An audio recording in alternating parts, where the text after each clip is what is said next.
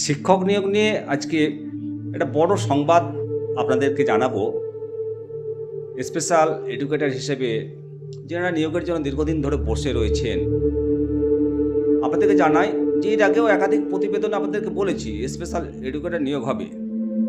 ২০২৬ সালে special educator নিয়োগ বিজ্ঞপ্তি বেরাবে এবং এ নিয়ে রাজ্য মন্ত্রিসভার সিদ্ধান্ত নিয়েছে। স্পেশাল এডুকেটর নিয়োগের জন্য এবার পরীক্ষার OMR সিট 10 বছর সংরক্ষণ করে রাখা হবে,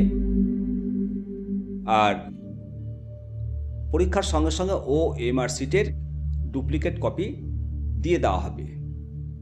এবার স্পেশাল এডুকেটর স্থায়ী পদে নিয়োগ করা হবে 100 জন। এতদিন চুক্তির ভিত্তিতে নিয়োগ করা হতো স্পেশাল এডুকেটর, এখন প্রতি বিদ্যালয়ে একজন করে স্পেশাল এডুকেটর বিশেষ চাহিদা সম্পন্ন শিশুদের জন্য নিয়োগ করবে রাজ্য সরকার, এবং স্থায়ী পদে নিয়োগ হবে। মোট শূন্য পদ 100টা। 100টার জন্য এর আগে 140 জনকে ডাকা হতো, সেটা বদলে এখন 100টা শূন্য পদের জন্য 120 জনকে ডাকা হবে। অবশ্যই এই সংক্রান্ত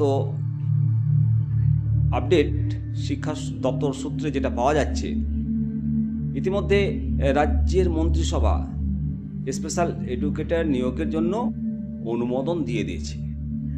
তবে আর দেরি কি, যারা স্পেশাল এডুকেটরের জন্য বৈধ আপনাদের কাগজপত্র ডিগ্রি রয়েছে, আপনারা নজর রাখুন। পরবর্তী আপডেট নিয়ে আবার আপনাদের সামনে হাজির হব। ভালো থাকুন, সুস্থ থাকুন, দেখতে থাকুন নিমতিদা দর্শন। নমস্কার।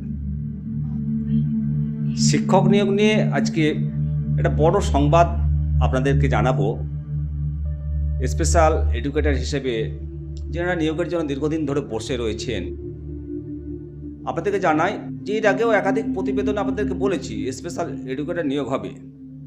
২০২৬ সালে স্পেশাল এডুকেটর নিয়োগ বিজ্ঞপ্তি বেরাবে এবং এ নিয়ে রাজ্য মন্ত্রিসভার সিদ্ধান্ত নিয়েছে।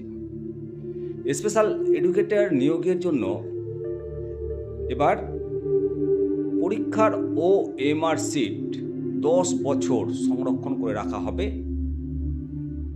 আর পরীক্ষার সঙ্গে সঙ্গে OMR সিটের ডুপ্লিকেট কপি দিয়ে দেওয়া হবে। এবার স্পেশাল এডুকেটর স্থায়ী পদে নিয়োগ করা হবে 100